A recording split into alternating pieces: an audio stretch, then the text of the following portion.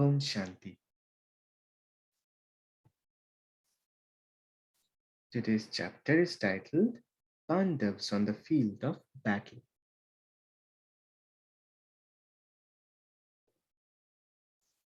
At last, the Yagya members disembarked at the port of Okha. From there, they went by train to Mount Abu. The whole mountain is a pilgrimage place for saints and sages, and here is Prajapita Brahma's secret memorial, the lovely temple of Dilwara. In the shrine are two statues of Adidev, the first created deity. One idol is black, one white, representing Brahma Baba's transformation from impurity to perfection. In the temple's inner walls are 108 niches, each containing a statue of a yogi in meditation. An atmosphere of solitude and silence prevails. Their bodies are shown naked, indicating they had reached the state of soul consciousness. A large diamond is in the heart of each one, representing their constant love for Shiv Baba. Each has an open third eye, symbolizing possession of the supreme knowledge. The reason there are 108 such yogis is that out of all the souls in the world, only that number will fully destroy body consciousness and thus conquer death. The amazing truth is that the entire temple of Dilwara, meaning the one who steals your heart, echoes the very events which are taking place right now. it was it was utterly intoxicating for Baba's children to visit this beautiful place and see themselves in marble memorialized forever. No one else, no one else in the world could possibly understand. Mount Abu is famed in the scriptures as the site where God Shiva descended. But who would have believed that Shiv Baba was here at this very moment? At his command, the Yagya settled here for its final phase of work. A great poet, Shuklaji, met Brahma Baba shortly after his arrival, and the following poem is the result. So much praise there is for Mount Abu. How beautiful a place! The light of knowledge burns there, and illusion is destroyed. For Shiva descends at Mount Abu with a gift for every soul. He teaches true religion here, and Satyug is conceived at the end of every cycle. The Gita is resung through the knowledge of the bodiless Father. One rises rung by rung. One who does not know Shiva cannot know himself. One who does not understand what can his life be worth. This is my own experience. Whatever I have heard, I make you hear. What I have seen, I write. Speedily God's work went on. In the Mahabharata scripture, it is written that the Pandavs had remained in exile in the forest for 12 years and then in secrecy for a further 1 year. Then only did they come, then only did they come out of the battle. Then only did they come out to battle. The Yagya had been in Sindh for 13 years, from 1937 to 1950, with 12 years spent in isolation from outside people, and then 1 year spent in practicing profound meditation or tapasya. In this way, they made themselves immune to negative influences, becoming constant yogis. Then at last, they were ready. Now they were each a river of deep spiritual knowledge. Thus did the children of God begin their task of raising India and the world once more from degradation to purity. They sang in joy of the challenge ahead. We are the transformers of the world, and we teach Raj Yoga. Once our palaces were made of gold, we had one kingdom and religion, a world of happiness. Join us in building that world again. We are the transformers of the self, and we teach Raj Yoga. Next chapter, the Godly World University. Moving the institution from Karachi to Mount Abu was no small matter. How was the new location decided upon? There is an interesting story here offered by the university's first administrative head, B.K. Manmohiniji, known affectionately as Didi. In quotes, I had very wealthy relatives in India. They wanted me to leave Pakistan. And Baba also wanted me to go and serve India. So when I received an aeroplane ticket and an invitation from my relatives, I flew to Bombay with some other sisters. My relatives met us at the airport with garlands of flowers for us. But Brahma Baba had told us not to accept any worship, and garlands are offered only to completely pure gods and goddesses. While we were certainly making efforts to attain such purity, we had not yet done so. Thus, we refused the garlands, explaining Brahma Baba's counsel to them. We were careful to follow all of Brahma Baba's advice and commands while on this mission. At last, we reached their home. They had prepared two nice rooms for us. In addition, they had kept another room free where we could meet with people who wanted to study the knowledge and learn the art of meditation. In quotes, that very day, people began coming for that purpose. That's the same people who had years ago battered our bodies and assaulted our minds with abuse, and who had tried in every way to stop us from going down mentally. Those very people were now anxious to hear the knowledge because they were impressed by our lives. We were happy especially to teach our relatives, for Baba had always said that charity began at home. A Brahma Kumari is one who can uplift both her father's family and her husband's family. We were pleased, therefore, that our relatives were following God's counsel. In quotes, we stayed there for 2 months, constantly occupied with serving.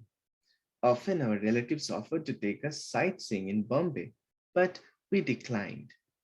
The present world simply had no taste for us. We'll take our outings in paradise, we told them. There we will live in palaces of gold and silver. We will fly in wonderful aeroplanes powered by atomic energy and steered by the power of thought. All the people will be happy there, so it will be a joy to meet each soul. Here it is a hell. Why do we wish to see the sights of such a cruel continent? This India of Kali Yuga or Iron Age. As a poet had written, India has lost her faith. Her worship-worthy deities are worshippers today. Her ancient purity seems but a dream. For today we all are beggars. Sensual pleasures have dragged us down, subjected us to death. Bodily pride, the serpent's illusion. One bite of poison, and the mind was destroyed. Now some say all are God, and some say there is no God. You hear as many stories as there are mouths to speak, but no one knows a thing. No one knew a thing, Didi continued, until Shiv Baba gave us new eyes. Now we know of the heavenly world. So what is there to desire in this illusory Bombay? They soon gave up attempting to persuade Didi and the others to indulge in sightseeing. The sisters' next test concerned food. Their hosts used to bring a variety of gourmet dishes for them at every meal. But instead of giving in to such temptations, they each made two rotis with their own hands and ate them with plain vegetables. After dinner, Didi reports, we sang a song of God.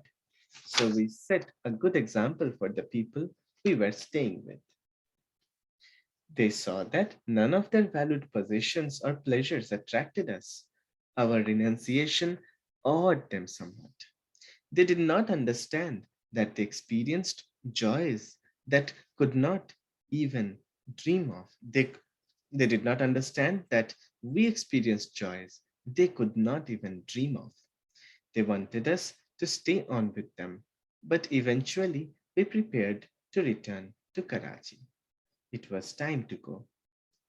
Now that we had given our simple message, someone stated it well in this song. O bright soul, remember Father Shiva. Take the birthright that is yours. The present time is the confluence age, the meeting of the children with God. Shiva has come again to this world, and through the lotus mouth of Brahma, he sings once more the song of truth. Soon we shall witness the end of the world. The terrible day waits with gaping jaws. It is the final moment for everyone. So Baba is teaching us all. The Shiv Shakti Pandav army is blowing the heavenly bugle with the leadership of God Himself.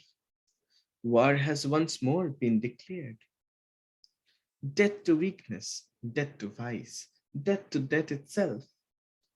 Evil shall be destroyed, and the pure world brought to life. We returned to Baba, having established very good relationships with many people in Bombay. Sometime afterwards, our relatives sent a letter inviting us at their expense to move our whole community back to India. Brahma Baba sent a telegram back. Invitation can be accepted only from those who have the desire to hear knowledge and who wish to conduct themselves according to godly rules, according to God's rules. They accepted. They requested us to relocate wherever we wanted.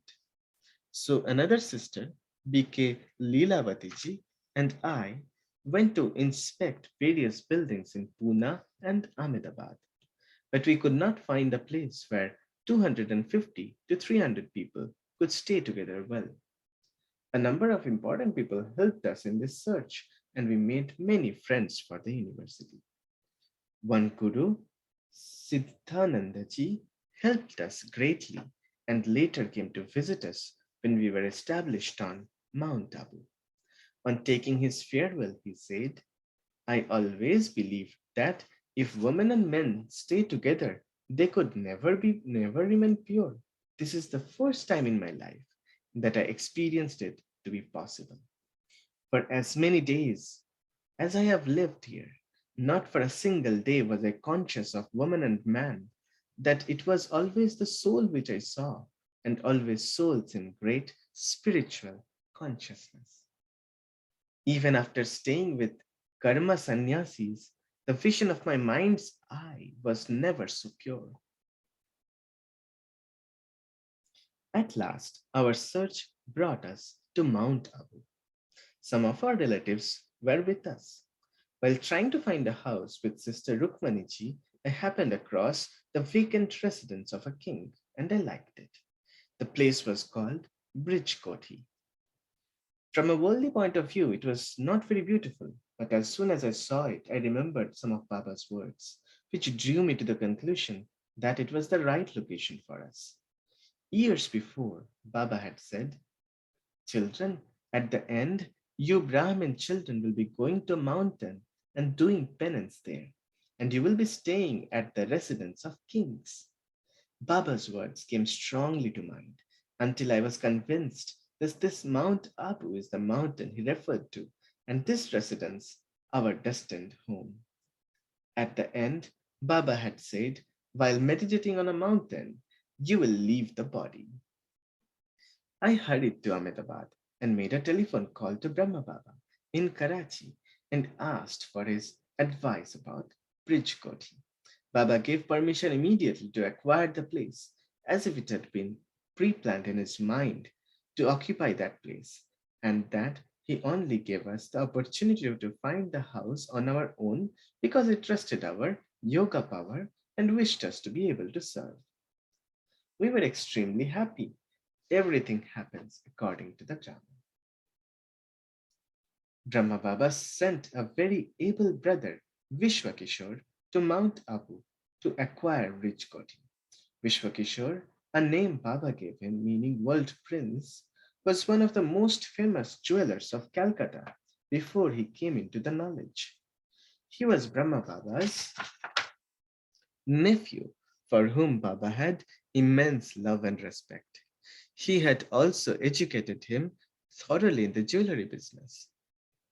When the Supreme Being took over Baba's life and he quit his occupation, Vishwakishore had wanted to renounce his worldly calling also. I shall follow Baba, he decided. But when he spoke to Brahma Baba about this wish, he was told to wait, to keep on working. At the proper time, you will be advised to surrender completely to God. Vishwakishore was a man who had the secret of staying happy under all conditions. Whatever Brahma Baba suggested, he was ready to do. Some years later, he was inspired to offer himself to the Yagya. It was an inspiration from within, not influenced by Brahma Baba. Since then, he and his whole family have devoted themselves entirely to the university. Brother Vishwakishore was experienced, thoughtful, decisive, faithful, and honest.